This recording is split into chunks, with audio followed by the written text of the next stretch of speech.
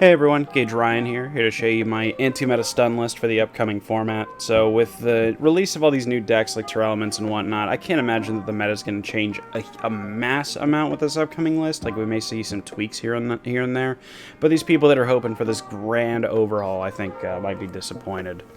You know, at least if history has taught us anything with Konami and their anticipation with lists and whatnot. So I feel that just a pretty streamlined, basic anti-meta stun list. There's a couple cards I play that are a little different than other people's lists, and I'll get into that. You know, but by and large, like standard, it's really hard to go wrong, so to speak. So that's what we're going to showcase here today. I have some other anti-meta stun lists, some other variations that I might show at a later time. So for now, though, let's get into it. You got triple inspect border. Really hard to go wrong with the card. You know, it's pretty staple in just about every list. You know, some people think that this card, like the ability to go into the extra deck, like neutralizes this card in some way, and I kind of disagree. I think that if anything, it makes your opponent make bad plays sometimes, and then being able to capitalize on those bad plays with your trap cards can usually be the difference between you winning and losing. So then you got triple Dyna, another card that's really just hard to go wrong with. I mean, like, the only matchup where this card's going to give you trouble is Flunder. And I mean, if that becomes more prevalent to these other matchups that are less known, that Fossil Dyna is not as good in, you know, maybe we substitute this for something like Banisher, maybe we substitute it for Kaiku. There's other options, but for now, I love Dyna just because it is so all-encompassing.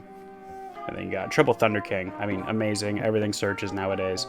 You know, this card in some matchups can be even better than Fossil Dyna or even Borders sometimes. Just being able to shut down searching on turn 1 can absolutely stun people out of the game right off the bat.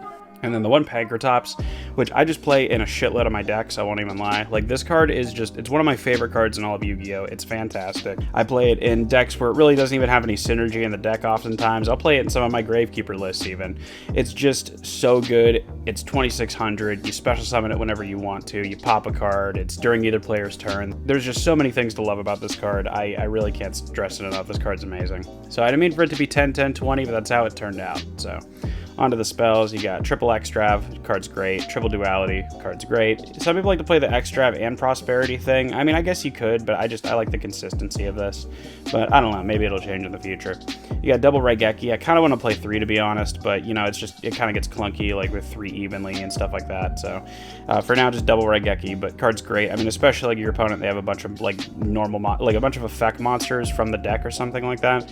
You summon an Inspect Board to play Raigeki and laugh at them. And then double Moon Mirror. This card is just bullshit. Like, this card doesn't work in pretty much any other deck except stun decks, but it's so good in a lot of stun decks. I mean, like, your opponent puts some big 5,000 attack monster out, you just summon Fossil Dyna, play Moon Mirror Shield, and laugh at them. So that's it for spells. Onto the traps. You got triple Evenly. Card's excellent. Some people don't play this in anti-meta stun, and I get it, but I'm a big fan of this card. It single-handedly wins me a ton of games, especially because if your opponent is stupid and they know you're playing anti-meta stun and they still just get rid of all their stuff except for like one back row, and then you just summon an Inspect Border or a Fossil Dyna, and that's usually game. So there you go. Triple Punishment, another one of the best cards in the deck. I mean, it does kind of conflict a little bit with Border, but usually if you have Border on the field and you're able to pop something with this, you're already in a good position. So it's one of those things where it doesn't hurt you when you draw it with Border, and it's even better when you don't have him. So it is what it is. And all the meanwhile, it's great spot removal. You can pop 2 cards if you have anything else. You guys know what it does. Double Gozen. This might be something else, but for now, this is what I have. But we'll see what happens after the upcoming list. But for now, 2 Gozen. You got the 6 Solemns. You'll usually even keep the Solemn Strikes in game 2 and 3. I mean, sometimes you take all 6 out, but not very often. The Solemn Judgments, I mean, yeah, they're obviously a going first card, you know, but the fact remains is that when you have it going first, it can single-handedly win you the game sometimes.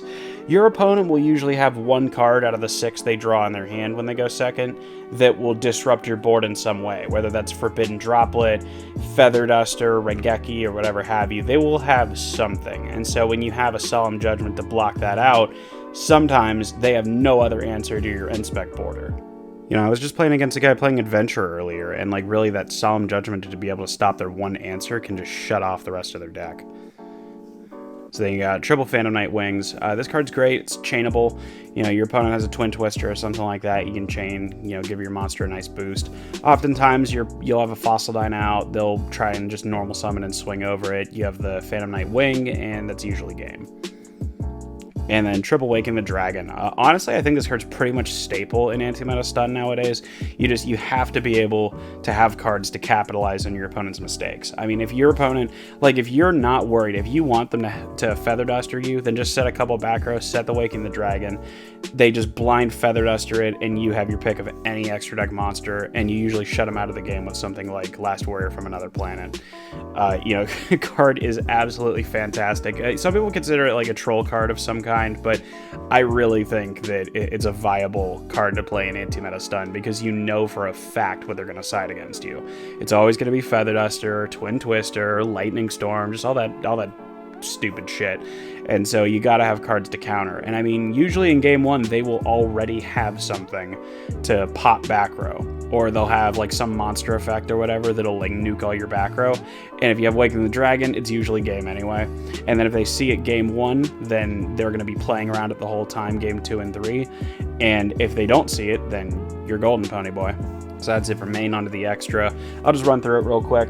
I don't honestly even play Super Poly right now, but it is a good side option. It's something I'm considering. The Solemn Warnings are something that you can play around with that I might put Super Polys in for, but we'll see. So anyway, like I said, for now it's just Super Poly targets. Then you got the 3 Elder Entity and a Tis. You got the Tri-Brigade guy. And then these are all your Waking targets. You got Exterio, which I like. I don't really make it, but it's a good option. You got Last Warrior from Another Planet, which I make all the time with Waking the Dragon. Card is so unfair. I love it. Ultimate Falcon, just good, big card punch things. Yeah, Crystal Wing, which has actually saved me a couple times. There's one time where I needed it and I would have won and I didn't have it. And so since then I've been playing it, and it has actually like won me a game or two. And Ab-Zero, which I put in every extra deck, so whatever. And then onto the side deck, you got triple Banisher. See, now, I love Banisher. I'm not sure if this is the only monster I want to play in the side deck, though. There are a couple other things that I'm thinking about right now, so we'll see where this goes. But for now, it's just 3 Banisher. You got double Droplet. This might be 3, but, we only get 15 cards in the side deck. But Droplet is absolutely fantastic. No way around it. You got the 3rd Raigeki, just going second. I only play 1 Cosmic Cyclone, but just for some reason, maybe it's just me, but when I side multiple Cyclones, I always draw them at the wrong times. I always draw them in succession. I'll draw them one turn after the other, or I'll draw both of them in my opening hand and my opponent won't set anything, and it just makes me want to tear what's left of my hair out. I just stick to 1 for now, and that's actually what's worked best for me. So right now it's just 1 Cyclone. And the Feather Duster, it's just auto-win cards sometimes. You got double Solemn Warning. If you're going first, you got triple Judgment, triple Strike, double Warning, Border. I mean, we play a very cancerous game here. You got double Rivalry and double There Can Be. So just to have all your bases covered. These aren't necessarily for any deck in particular. It's just, oh, okay, Goes in Match doesn't work, well, I have Rivalry. Or, Goes in Match and Rivalry don't work, well, I have There Can Be. You always have something to play. And then 1 Iron Wall. So that's about it for the deck list. Really hope you guys enjoyed. If there's any suggestions or anything you change, leave a comment, and I'll see you soon.